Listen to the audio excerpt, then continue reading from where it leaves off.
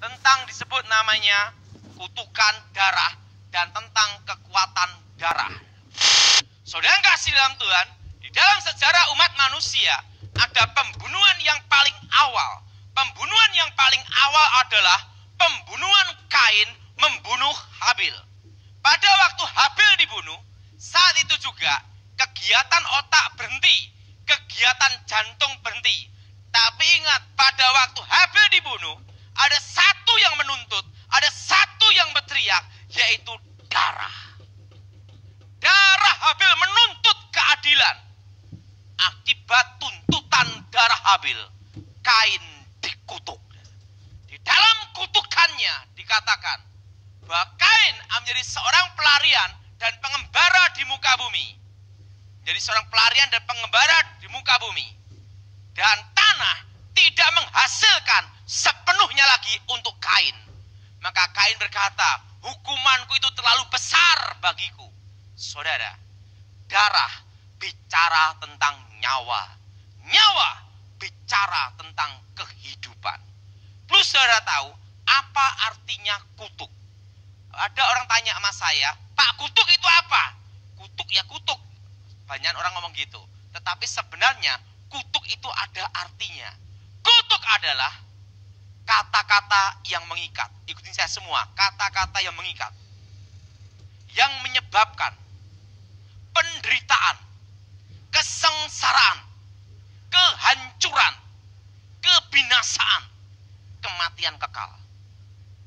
Nah, penyakit, kesengsaraan, itu kutuk. Nah, beda dengan berkat.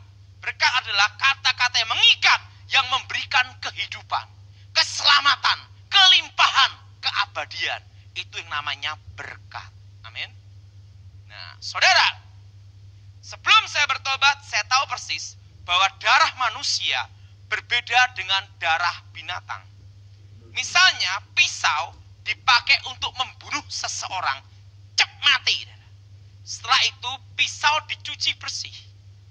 Itu nanti, saudara, sekalipun dicuci bersih model apapun, waktu di lab, di forensik, saudara, maka bekas darah korban itu pasti ada yang tersisa.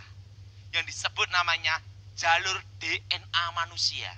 Sehingga kasus pembunuhan, sekalipun 3-5 tahun, barang bukti tetap dipakai di pengadilan. Kenapa? Karena bekas darah korban ada yang tersisa. Maka di dalam ilmu penyidikan reserse dikatakan tidak ada kejahatan yang sempurna. Karena kebetulan saya pernah diminta untuk memberi pengarahan di Akademi Kepolisian Semarang. Bahwa tidak ada kejahatan yang sempurna. Nah, keris dipakai untuk membunuh seseorang cep mati. Dan keris itu setiap bulan suro direndam air kelapa, dikasih jeruk nipis, setelah itu diusap dengan jeruk nipis dengan sepet kelapa, dikasih air pace. Kalau pusaka itu pernah membunuh seseorang, dikasih minyak yaparon, dikasih racun keris, warangan, dikeringkan di matahari. Begitu kering, maka bekas darah korban itu akan kelihatan kembali di ujung keris itu. Sekalipun keris itu, pembunuhan itu ratusan tahun yang lalu. Makanya kalau keris itu membunuh seorang, saya tahu, oh namanya pugut. Darah bicara tentang nyawa, nyawa bicara tentang kehidupan. Tetapi kalau hanya ke perang, set berdarah, kebentur, tidak menimbulkan kematian, maka bekas darah itu hilang tanpa bekas. Karena tidak menimbulkan kematian. Tapi kalau menimbulkan kematian, pasti ada bekasnya. Nah, beda dengan ayam. Ayam dipotong jadi ayam goreng. Pisau dicuci bersih, hilang tanpa bekas. Karena itu darah ayam. Kenapa? Kenapa darah manusia bisa berbicara? Kalau ada pembunuhan, ini dari Alkitab. Ingat, binatang tidak punya roh, manusia punya roh. Makanya darahnya bisa menuntut. Kenapa ada angker, tempat-tempat terkutuk, dan kenapa ada rumah yang ada penunggunya. Semua rumah yang ada setannya, ada penunggunya, pasti ada sejarahnya. Dan sejarahnya adalah kata-kata penderitaan, kutuk. Pertama, tempat kejadian pembunuhan. Kalau yang dibunuh laki-laki, maka di tempat itu akan sering muncul roh laki-laki. Kalau yang dibunuh perempuan, maka di situ sering muncul roh perempuan. Apakah itu arwah orang mati? Bukan. Hubungan antara orang mati dan orang hidup itu putus. Nanti lain waktu saya akan bahas. Kalau kita mati dalam Tuhan, detik itu juga kita ada di Firdaus. Untuk menunggu hari pembagian mahkota, memerintah bersama Tuhan. Tapi kalau yang mati bunuh diri dan tidak dalam Tuhan, itu langsung ke dunia orang mati, terpisah di antara orang hidup untuk menunggu hari penghakiman. Hubungan antara orang mati dan orang hidup itu terputus. Nah, tidak ada 7 harian, 40 harian cari mie ayam, siomay, bakpao. Itu tidak ada. Nah, tetapi ingat, waktu kejadian pembunuhan itu, disitulah ada namanya kutuk. Apa itu kutuk? Kata-kata penderitaan. Orang kalau dibunuh sebelum mati, pasti menderita. Betul? Nah, dari kata-kata penderitaan itulah kutuk. Maka roh jahat ada di tempat itu. Tempat kejadian pembunuhan, kalau ditempatin rumah atau orang tinggal, siapapun yang tinggal di situ kena sial. Makanya ada rumah-rumah tertentu dibuka ruko untuk toko, bangkrut. Perusahaan itu disewakan, bangkrut, dibeli orang, bangkrut. Dan setiap kali orang yang tinggal di situ pasti bangkrut. Itu pasti tempat pembunuhan. Darah korban itu menuntut. Ciri rumah yang ada kutukan darahnya ini, saudara, itu adalah sering ada penampakan bayangan hitam. Atau baju terakhir korban dibunuh. Biasanya itu di sekitar pintu, kelebet, laki atau perempuan kelebet kayak bayangan hitam. Jadi kalau ada satu rumah, sering ada penampakan bayangan hitam di sekitar pintu. Itu pasti dulunya ada kasus pembunuhan. Nah, apakah ada di Alkitab kutukan darah? Ada. Waktu Yudas bunuh diri, tanah yang disebut tanah darah, Hakal Damal. Pada waktu Raja Daud mau membangun bait Allah, Tuhan berfirman, tidak boleh, karena tanganmu penuh dengan darah. Maka yang boleh membangun adalah Salomo. Sang pembunuh melarikan diri. Polisi kehilangan jejak. Sang pembunuh dibayangin wajah orang yang dibunuh. Ketakutan sendiri menyerahkan diri. Itu adalah kutukan darah, bayangan kematian. Maka dulu sebelum saya bertobat, kalau habis membunuh orang, itu diajarkan guru saya, darahnya disap setetes. Untuk supaya tidak terbayang oleh bayangan kematian. Nah, kalau guru saya itu, saya sebelum bertobat itu, guru saya itu bunuh orang banyak sekali. Nah, di situ kalau dia habis bunuh orang, darahnya begini, jilat gitu. Untuk supaya tidak dibayangi bayangan kematian. Nah, pertama, pembunuhan. Nah, atau tempat kejadian pembantaian perang. Kalau yang dibunuh 1000 orang, maka setiap 7 tahun sekali akan ada namanya bangkitnya kutukan. Maka yang kerasukan 1000 orang, yang sering disebut namanya kerasukan massal. Itu pasti dulunya tempat pembantaian perang. Itu kebanyakan kasus pembunuhan zaman Belanda, Jepang, atau zaman PKI. Itu banyak kejadian di pabrik, di lapangan, di sekolah. Nah, kalau yang dibunuh 200 orang, maka kalau itu pembunuhan pembunuhannya itu ada di hutan, pembantaiannya di hutan, maka di hutan itu sering ada kayak namanya perkampungan. Ada suara-suara orang jual beli macam-macam. Itu pasti dulunya tempat pembantaian yang sering disebut namanya kampung setan atau pasar setan. Nah, dulu sebelum saya bertobat sebagai seorang dukun, maka dikorbankanlah ayam. Ayam pun harus ayam kampung, tidak boleh ayam horen Kentucky Fried Chicken. Kenapa? Setannya yang takut kolesterol. Dipotonglah ayam, potong kerbau, potong babi, potong sapi, potong kambing, kepalanya ditaruh di lokasi. Itu tujuannya apa? Ini rahasianya. Sebelum saya bertobat, itu tujuannya adalah untuk meredam sementara kutukan. Supaya kasus kerasukan itu bisa tenang berhenti sejenak. Bukan membatalkan kutukan. Karena ingat, darah binatang tidak bisa menuntut. Karena binatang tidak punya roh. Dan yang menuntut adalah darah manusia. Jadi kalau itu dukun adalah ritual, kerbau, babi, sapi, kepala ditaruh di lokasi, itu bukan membatalkan kutukan. Itu hanya meredam sementara. Nanti 3-7 tahun lagi bangkitnya kutukan, tambah parah. Nah, dulu sebelum saya bertobat, itu adalah ATM-nya dukun. Setiap 3-7 tahun sekali, pasti diundang lagi. Ritual, dapat order lagi. Tetapi saya tahu tidak bisa membatalkan kutukan. Itu nanti keadaan tambah parah. Setiap 7 tahun sekali kerasukannya tambah parah, tambah parah, tambah parah. Nah, kalau sebelum bertobat sebagai dukun order gitu. Nah, tapi kita tahu itu tidak bisa batalin. Saya pernah nanganin satu kasus rumah di Pondok Indah.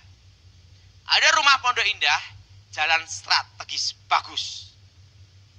Setiap kali orang mau beli, ngasih uang DP, porsekot, uang muka. Mau ke notaris, pasti batal. Sampai yang punya rumah, dapat banyak uang muka. Tetapi yang punya rumah takut tahu sejarah rumah itu. Akhirnya saya dipanggil. Saya doain pengusiran setan. Nanti saya beritahu cara pengusiran setannya. Dalam nama Yesus, setan keluar. Langsung setannya keluar. 1 minggu kemudian, rumah itu terjual mahal. Langsung yang punya rumah ngomong sama saya, Pak Daud, bagaimana kita kerja sama, kongsi bisnis rumah angker. Ini pertama, tempat kejadian pembunuhan atau pembantaian. Jadi ingat, kenapa di penjara zaman Belanda banyak setannya? Karena di situ banyak sekali ada banyak kata-kata penderitaan. Ciri adalah bayang hitam atau penampakan baju terakhir korban dibunuh. Yang kedua, tempat kejadian orang bunuh diri. Ada yang minum baygon, stroberi, jeruk. Ada yang menikamkan diri, benturkan kepala. Ada yang gantung diri, berbagai macam cara bunuh diri. Ingat saudara, latar belakang orang bunuh diri itu pasti adalah depresi, stres. Ada yang dikejar utang, ada yang bangkrut. Banyak sekali kasus mati bunuh. Latar belakang orang bunuh diri itu akan mempengaruhi kutukannya. Yaitu apa? Tempat kejadian orang bunuh diri itu akan ada namanya kutukan darah. Rumah hawa panas. Setiap kali orang tinggal di situ, pasti ribut, bertengkar, bahkan cerai. Ciri rumah tempat kejadian bunuh diri, kutukan darah, sering ada suara-suara aneh. Ada ketokan pintu, dok, buka, tidak ada orang. Itu pasti tempat kejadian orang bunuh diri. Atau ada seperti orang cuci-cuci baju, cuci-cuci piring, suara-suara aneh. Itu rata-rata yang bunuh diri pembantu.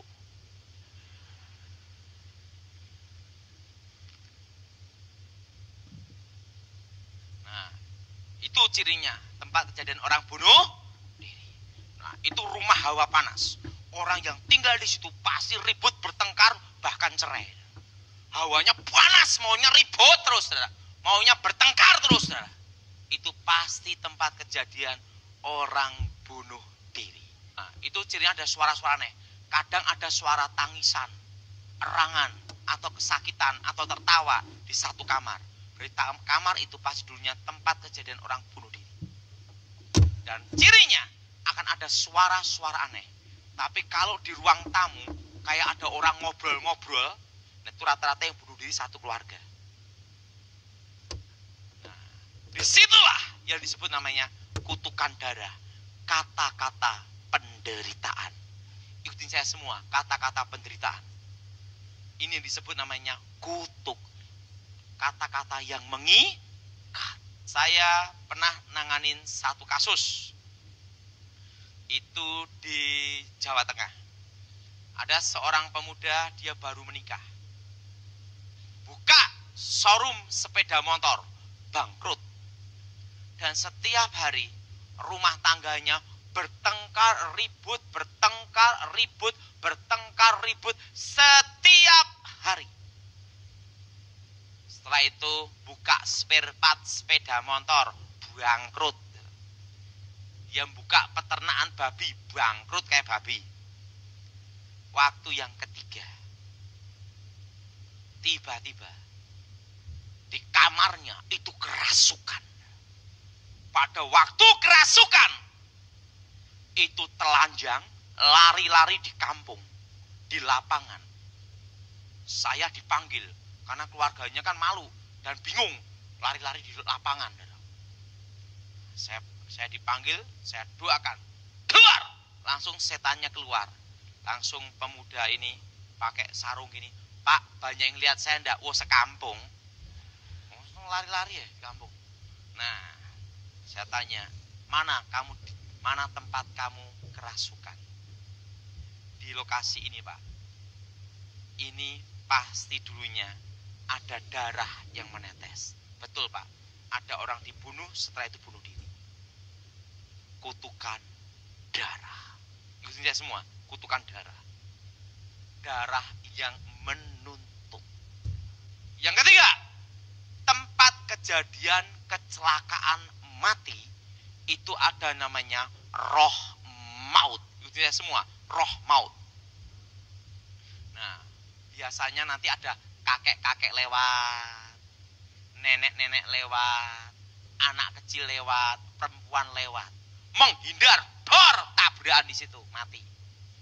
Nah, orang yang mati kecelakaan itu mati sebelum waktunya, dan sebelum mati pasti ada namanya penderitaan, betul? Nah, itulah kutuk mengikat tanah itu. Maka kejadian tempat kecelakaan mati atau tempat kejadian orang mati tenggelam di sungai, di laut, itu pasti di lokasi yang sama, titik yang sama, pasti ada yang tenggelam di situ. Kalau itu kecelakaan mati, pasti ada mati kecelakaan di tempat yang sama, titik yang sama. Kalau itu di laut atau sungai, nanti ada kayak orang minta tolong gini-gini, nah dia mau nolong, masuk sungai atau masuk laut, tenggelam mati. Itu namanya roh maut. Nah, kalau itu jalan, itu saudara, itu kayak ada orang lewat kelebet, orang lewat kelebet, orang lewat kelebet, menghindar, dor, tabrakan mati. Itu namanya roh maut. Nah, saudara, dan kebanyakan ini, saudara, sopir kalau lewat daerah situ, itu diklakson, dibel dulu, tin, tin, baru lewat. Setan tidak takut klakson. Itu tidak ada pengaruhnya. Itu sugesti, jelas? Nah, saya pernah diminta di daerah sekitar Tawangmangu, Karanganyar, dekat kota Solo. Nah, saya kan rumahnya di Solo. Nah, itu di situ saudara ada satu kasus. Dulunya ada orang kecelakaan mati kepala pecah. Nah, setelah itu setiap tahun, berapa bulan sekali pasti ada mati kecelakaan di situ. di tempat yang sama, titik yang sama. Nah, karena sering banyak kecelakaan mati di situ, kanit lakanya bingung. Nah, ditulis, hati-hati rawan kecelakaan. Pagi dipasang, saudara. Malam, maduar tabrakan, orangnya mati tertancap dia apa? Hati-hati. Gitu. Itu kejadian itu, saudara. Nah, akhirnya polisinya gimana caranya? Dibikinlah lampu terang. Karena mungkin ini karena gelap, dikasih lampu terang. Di situ ada polisi yang berdiri jaga gini, saudara. Untuk penjagaan, saudara. Nah, yang jaga kecapean, pergi, saudara. Tidak sampai 1 jam, duar, mati kecelakaan tempat bekas polisi berdiri. Langsung polisi yang berdiri berkata apa? Untung aku tidak berdiri terus di situ. Nah,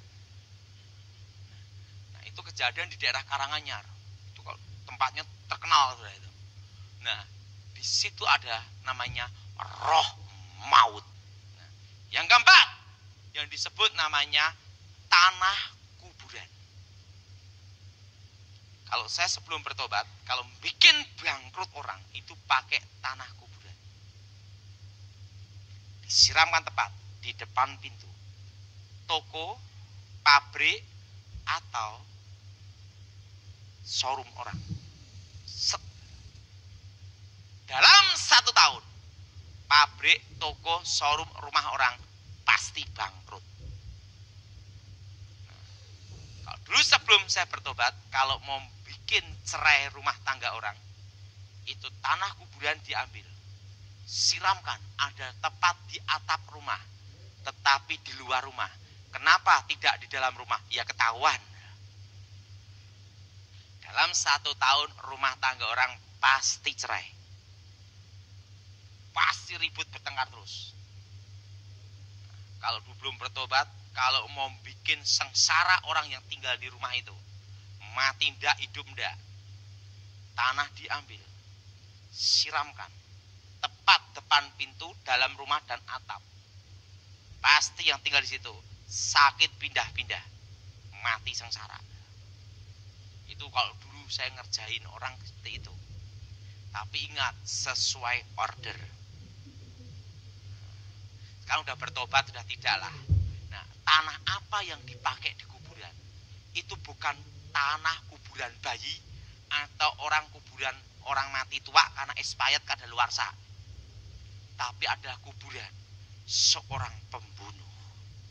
Pembunuh, penjahat, perampok, pemerkosa atau penculik yang mati dieksekusi atau dibakar massa atau dipukulin sampai mati. Orang jahat itu ada kutukannya, yaitu apa? Tabur tuai. Betul? Siapa yang menabur, dia pada waktu mati, sebelum waktunya, dibakar, digebuki massa, mati sengsara, ada kutukannya ini. Dikubur di satu tempat, maka di pusaranya itu mengandung kutukan namanya kehancuran. Makanya kuburan teroris-teroris yang dieksekusi, nah ada yang nyari tanah kuburannya, digunakan untuk itu, depan pintu. Ciri kalau satu rumah atau toko atau pabrik atau showroom yang kena tanah kuburan, ada cirinya. Itu seperti kayak ada kabut hitam, sering ada penampakan tepat di depan pintu rumah setiap malam Jumat. Itu pasti kasus tanah kuburan. Dan lebih jelasnya, itu kalau orang mau beli, kayak ada yang ketutup. Nggak lihat, lewat aja. Nah, setiap kali orang mau beli itu kayak ketutup, lewat aja. Itu tempat kasus tanah kuburan. Saudara, setan memang ada kuasa, tapi Tuhan lebih kuasa. Yang jadi pertanyaan, bagaimana cara mengalahkan kutukannya ini? Mengalahkan kuasa kegelapannya ini. Ingat, iman bertumbuh karena firman Tuhan dan meyakini akan kuasa Tuhan. Amin. Jadi untuk mengalahkan ini, kita harus punya iman yang hidup. Iman yang percaya. Ingat, iman yang percaya dan percaya akan kuasa Tuhan, bahwa Tuhan itu hidup. Nah, untuk mengalahkan kutukan darah, harus dihadapi pula dengan darah. Ikutin saya semua, darah. Dihadapi pula dengan darah. Mari kita buka Alkitab kita. Di dalam kitab Ibrani pasal 12. Kitab Ibrani pasal 12 ayat 24. Kitab Ibrani pasal 12 ayat 24. Kita baca bersama-sama. Dan kepada Yesus, pengantara perjanjian baru, dan kepada darah pemercikan yang berbicara lebih kuat daripada darah Habel. Saudara, darah dibandingkan dengan darah. Tidak ada darah di muka bumi ini yang berbicara lebih kuat melebihi darah Habel, kecuali satu darah, darah Yesus. Yang jadi pertanyaan, kenapa darah Yesus bisa berbicara? Ingat saudara, Yesus mati dibunuh. Ikut saya semua, Yesus mati dibunuh. Yesus mati disalib. Makanya darahnya bisa berbicara. Untuk mengalahkan kutukan darah ini, harus dihadapi dengan darah yang suci, tanpa dosa, tanpa celah, dan tanpa noda. Dan posisinya mati dibunuh. Karena suci tidak mati dibunuh, tidak bisa berbicara. Dan di dunia ini hanya ada satu darah. Manusia suci, tanpa noda, tanpa celah, tanpa dosa, dan tidak ada kutuk keturunan. Hanya ada satu, Tuhan yang mati disalib, darahnya tercurah. Untuk mengalahkan kutukan darah, harus dihadapi dengan darah yang suci. Saudara, ada 3 cara untuk mengusir setan. Yang pertama, di dalam Injil Markus, mereka orang-orang percaya diberi kuasa mengusir setan di dalam nama Tuhan.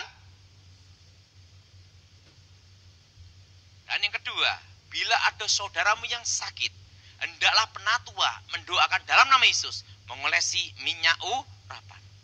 Dan pujian penyembahan, Tuhan bertahta di atas pujian, setan lari. Amin. Tetapi ditulis dalam kitab terakhir, Wahyu, mereka orang-orang percaya mengalahkan iblis dengan darah anak domba. Artinya apa? Mengalahkan iblis dengan kehidupan Kristus sendiri. Saudara, kalau saudara ada kasus kutukan darah ini, tidak usah panggil pendeta. Ini untuk meringankan beban pendeta. Ingat, setiap orang percaya diberi apa? Nah, pendeta juga diberi kuasa dalam nama Yesus. Jemaat juga diberi apa? Iman itu percaya. Itu iman yang bertumbuh. Iman yang hidup. Tidak tergantung oleh seseorang. Itu iman yang betul-betul yang sangat Tuhan sukai. Iman yang percaya, iman yang yakin, kuasa firman itu hidup. Nah, kalau tempat kejadian pembunuhan atau bunuh diri, cara ngusirnya seperti ini. Ikutin saya semua. Di dalam nama Tuhan Yesus, segala roh-roh jahat, segala roh-roh setan, segala roh-roh kutuk, keluar dari tempat ini. Demi nama Yesus, darah Tuhan Yesus, sucikan tanah ini. Darah Tuhan Yesus, berkati tempat ini. Tempat terkutuk ini diubah jadi berkat. Karena tanah itu ada kata-kata penderitaan. Harus disucikan, dihadapi dengan darah pendamaian. Darah Yesus menyucikan kita dari dosa. Darah Yesus menyembuhkan kita. Dan darah Yesus pula yang mengalahkan iblis. Jelas? Jelas? Ini semua darah Yesus. Percaya. Nah, apa gunanya minyak urapan? Minyak urapan itu ada minyak zaitun atau minyak yang belum dipakai untuk goreng, masih baru. Cara doa untuk minyak urapan seperti ini. Darah Yesus, sucikan minyak ini menjadi minyak yang kudus, urapan yang kudus, benteng yang kudus, urapi dengan Roh Kudus, menjadi tanda benteng maha kuasa. Demi nama Yesus, berkati minyak ini. Itu diolesin setiap pintu. Supaya apa? Tidak balik lagi. Pak, apakah minyak urapan itu harus setiap hari? Nanti yang suka pabrik minyak. Dari iman kembali ke iman. Ini saya semua. Dari iman kembali ke iman. Cukup sekali tapi percaya. Itu iman yang hidup. Amin. Percaya. Ada yang doa puasa, tidak apa-apa. Itu bagus. Nah, kalau menghadapi roh maut. Roh maut. Nah, itu semua. Itu harus di lokasi. Itu kebanyakan ada di pinggir jalan. Setelah itu tempat kecelakaan mati, kecelakaan mesin pabrik. Makanya kalau mesin itu terjadi kecelakaan mati di mesin itu, maka mesin itu pasti akan ada namanya penampakan roh. Selain penampakan roh, pasti akan ada yang kecelakaan mati di situ lagi. Nah, itu doanya itu semua. Darah Yesus hancurkan roh maut. Darah Yesus hancurkan roh kutuk. Segala roh maut, bayangan kematian, segala kutuk kami usir keluar dalam nama Yesus. Darah Yesus sucikan tempat ini. Darah Yesus sucikan lokasi ini. Tempat terkutuk ini diubah menjadi berkat. Amin. Amin. Amin. Darah Yesus. Nah, yang keempat, kalau menghadapi tanah kuburan, beda lagi. Semua berkat, semua masa depan, semua rezeki, semua hoki, pasti ada jalannya. Buktinya, orang buka toko, buka pabrik, pasti di pinggir jalan dan ada jalan. Tidak ada orang buka pabrik di puncak gunung, buka toko di puncak gunung, tidak ada jalan. Siapa yang beli, bagaimana ngirimnya? Nah, kalau tanah kuburan itu menutup jalan berkat, menutup namanya masa depan. Karena bicara tentang hoki, berkat, rezeki itu masa depan. Yang ditutup pateni sandang pangan itu menutup masa depan. Nah, itu semua. Darah Yesus buka jalan berkat tempat ini. Darah Yesus buka jalan masa depan tempat ini. Darah Yesus buka jalan keberuntungan tempat ini. Di dalam nama Yesus, segala roh-roh jahat, roh-roh setan, roh-roh kutuk, roh-roh gelap keluar dalam nama Yesus. Ingat, harus diucapkan. Karena iman itu timbul dari pendengaran firman Tuhan. Dengan hati percaya dibenarkan, mulut mengaku dislam, harus diucapkan. Makanya kalau ngusir setan harus diucapkan. Tidak boleh gini. Kenapa? Setannya bingung, saya suruh ngapain. Nah, ada seorang ibu itu konseling sama saya di Jawa Barat.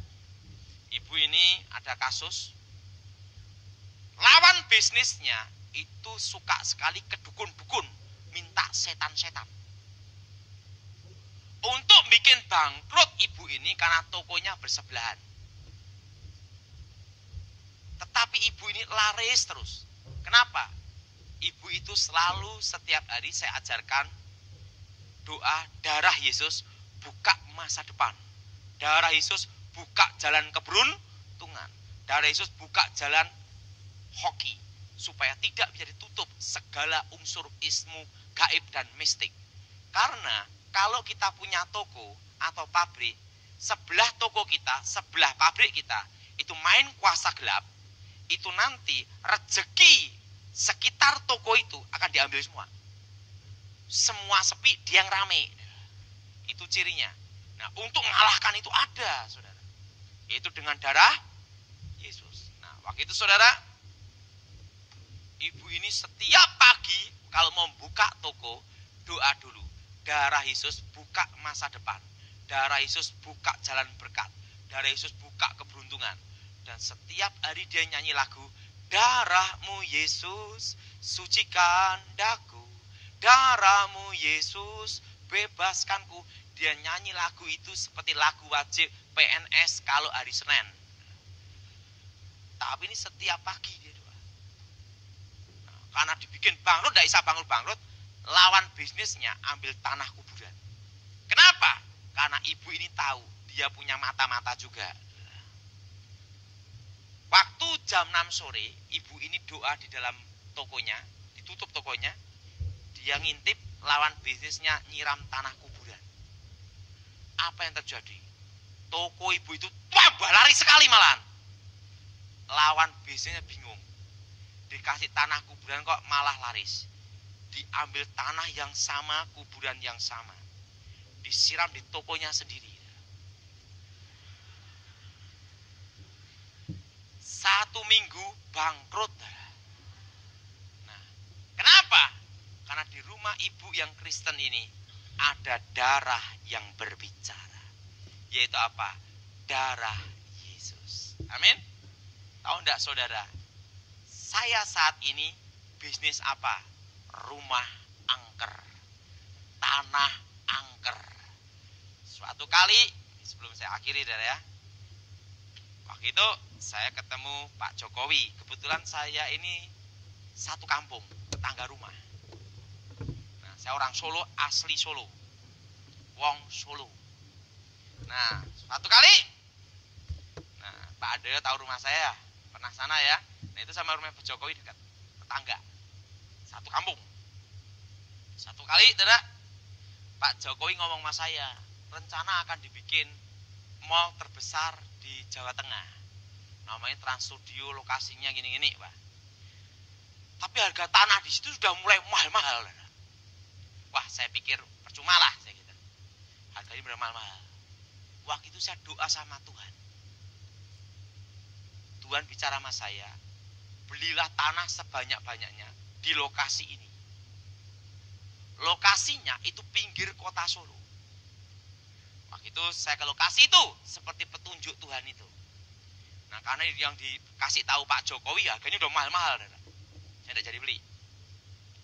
Di situ saudara, tempat kampung itu tanahnya itu banyak tanah kosong, banyak setannya. Setelah banyak setannya, banyak rampoknya. Jadi setan diusir, rampok datang. Nah, dan tempat itu saudara, setiap malam itu ada genderuwo. Itu ada pohon bambu, wah,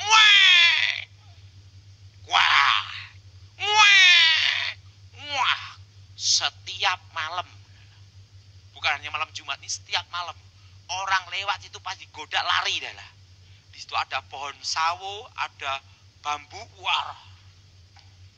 Tanah di situ dijual per meter 200.000, 100.000, 50.000. Tidak ada yang beli, pada takut. Karena banyak setan, banyak rampok. Pokoknya orang beli di situ pasti nekat, gitu aja. Nah, karena itu petunjuk Tuhan, saya lakukan. Saya beli dulu di pinggir jalan. Pinggir jalan saya beli dulu.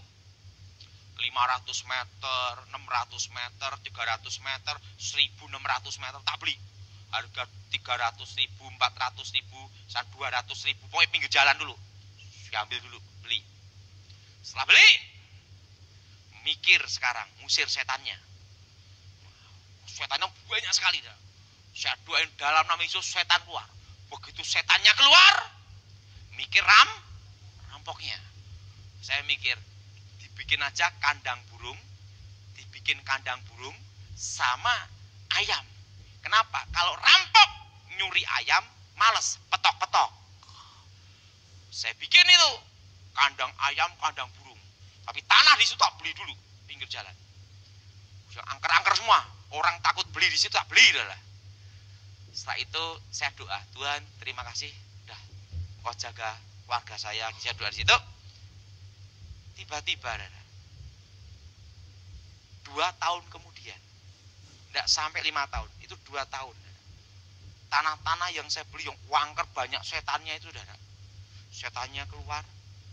Tiba-tiba lokasi tempat saya yang diberitahu Tuhan itu pintu tol. Depan sekitar pintu tol Solo Semarang, Solo Kertosono. Jadi kalau mau ke Solo dari Semarang keluar jalan situ, kalau mau masuk tol lewat situ. Itu harga tanah yang saya beli 200.000 langsung jadi 3 juta. Yang 2,5 jadi 3 juta. Ada yang sampai saya beli itu jadi harga 4 juta. Waktu diminta sama minimarket. Karena saya tidak saya jual. Jadi itu uang rumah, tanah setan-setan tak beli semua. Nah setelah setannya keluar, ada yang mau beli tanah saya. Ada minimarket. Pak harganya berapa? Per meter 4 juta. Lu kok mahal sekali Pak? Dulunya beli murah. Harga setannya keluar lebih mahal. Jadi sekarang ini saudara, ya puji Tuhan lah. Saya mulai bisnis tanah yang banyak setannya itu, saya mulai sejak tahun 98. Saya ada 30 sertifikat. Bekas tanah angker semua. Terusan waktu itu saya ditanya, Pak Daud, jadi sekarang teman-teman saya di Solo ngejak saya kongsi. Di mana ada rumah angker, di situ dibeli. Setelah itu dijual lagi lebih untung. Dia ngomong gini, bagaimana, enak enggak Pak Daud? Bisnis apa yang bisa untung 100% dalam 1 tahun? Ya rumah angker. Saya beli tanah 300.000. Banyak setannya. Usir keluar. Tidak sampai 3 bulan. Sertifikat belum jadi. Sudah ditawar 1 juta. Bisnis apa yang bisa untung 200%? Kecuali rumah. Jadi sekarang saya fokus itu. Nah, mari kita bangkit berdiri saat ini. Haleluya. Bapa di surga, dikuduskan namamu, datang kerajaan menjadi kehendak-Mu. Berkati firman-Mu, berkati kami semua ya Tuhan. Darah Yesus sucikan kami. Darah Yesus benteng kami. Lawat kami semua ya Tuhan. Dan namamu dimuliakan. Kerajaan-Mu datang, kehendak-Mu jadi. Berkati firman-Mu, berkati kami semua. Demi nama Yesus. Yang percaya katakan, amin.